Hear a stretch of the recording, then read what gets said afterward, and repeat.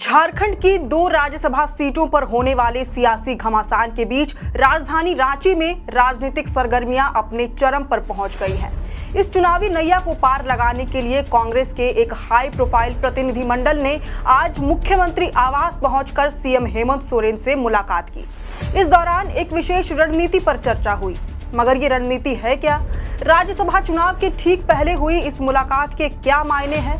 क्या परिमल नाथवानी के साथ कोई बड़ा खेला होने जा रहा है?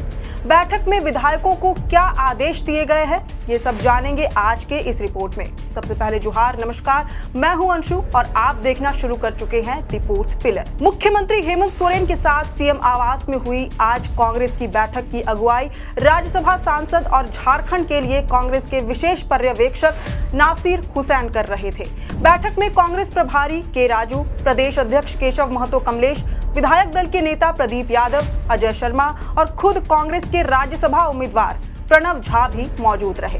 बैठक से बाहर आने के बाद कांग्रेस प्रभारी के राजू ने दावा किया कि चुनाव में गठबंधन के दोनों उम्मीदवारों की जीत तय है। राजद और माले ने भी जेएमएम और कांग्रेस उम्मीदवारों के पक्ष में अपना समर्थन कंफर्म कर दिया है। हमको पूरा कॉन्फिडेंस है, दोनों कैंडिडेट्स 100% उनका हाथ में जीत हासिल होगा। RJD and left parties also confirmed their vote to our Congress candidates और हमारा लीडर्स आरजेडी और माले लीडर्स के संपर्क में है, उसमें कोई शक। सीएम आवास में बैठक का मुख्य उद्देश्य सत्तारूढ़ गठबंधन के भीतर एक ऐसी अचूक रणनीति तैयार करना था जिससे गठबंधन के दोनों उम्मीदवारों की जीत बिना किसी तकनीकी अड़चन के पक्की की जा सके।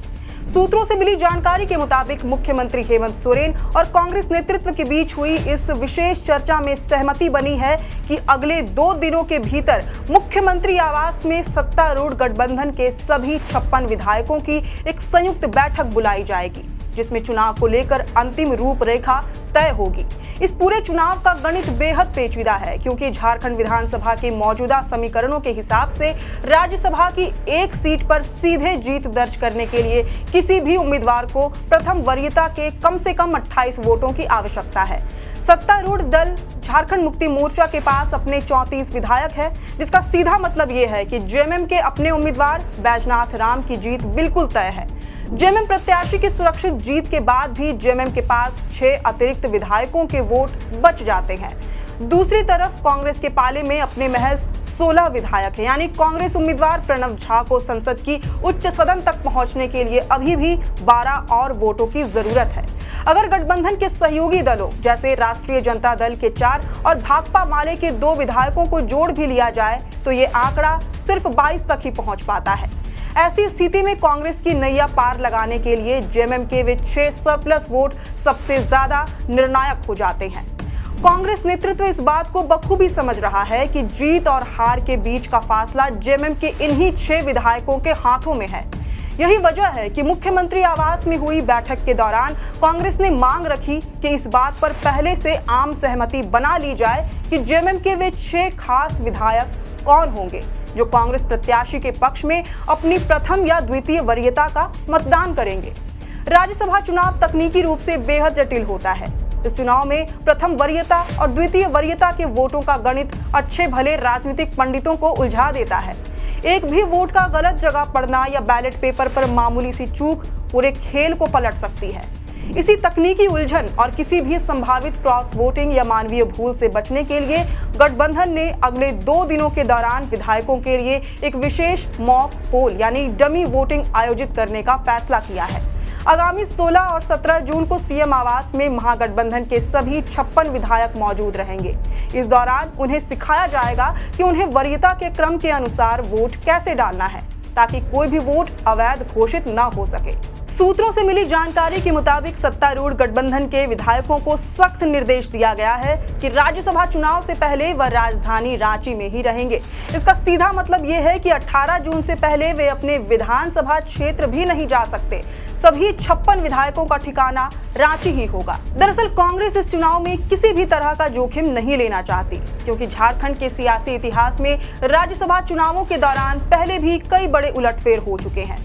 जब भी राज्य में ऐसा त्रिकोणीय मुकाबला होता है तो साल 2016 के राज्यसभा चुनाव की यादें खुद ब खुद ताजा हो जाती हैं। उस वक्त भाजपा समर्थित उम्मीदवारों के सामने विपक्ष ने जेएमएम के टिकट पर शिबू सोरेन के छोटे बेटे बसंत सोरेन को मैदान में उतारा था। संख्या बल के हिसाब से विपक्ष का पलड़ा मजबूत दिख रहा था, लेकिन जेएमएम के चमरा लिंडा और कांग्रेस के बिट्टू सिंह के अनुपस्थित रहने और 2 विधायकों के क्रॉस वोटिंग के कारण प्रथम वरीयता के वोटों का गणित गड़बड़ा गया था। नतीजा ये हुआ कि बेहद करीबी और कांटे के मुकाबले में बसंत सोरेन को हार का सामना करना पड़ा था। इतिहास की उसी बड़ी चूक से सबक लेते हुए इस बार हेमंत सोरेन और कांग्रेस का शीर्ष नेतृत्व बेहद फूंक कर कदम रख रहा है। बीजेपी समर्थित निर्दलीय उम्मीदवार परिमल नाथवानी की मौजूदगी ने इस बार भी सत्तारूढ़ गठबंधन की चिंताएं बढ़ा दी हैं। ऐसे में मुख्यमंत्री हेमंत सोरेन के नेतृत्व में बनने वाली आगामी 2 दिनों की रणनीति और विधायकों का मॉक पोल ही ये तय करेगा कि महागठबंधन दोनों सीटों पर जीत सुनिश्चित करेगा या फिर इतिहास खुद को दोहराएगा। फिलहाल दोनों दलों के बीच समन्वय बनाने और एक वोट की पक्के तौर पर मैपिंग करने की कवायद युद्ध स्तर पर जारी है। अब देखना होगा कि आगे क्या होता है। फिलहाल इस पूरी रिपोर्ट पर आपकी क्या प्रतिक्रिया है, ये हमसे कमेंट बॉक्स में जरूर साझा करें। आप देख रहे थे द फोर्थ पिलर। मैं हूं अंशु, कैमरे के पीछे है सहयोगी मनीष। शुक्रिया।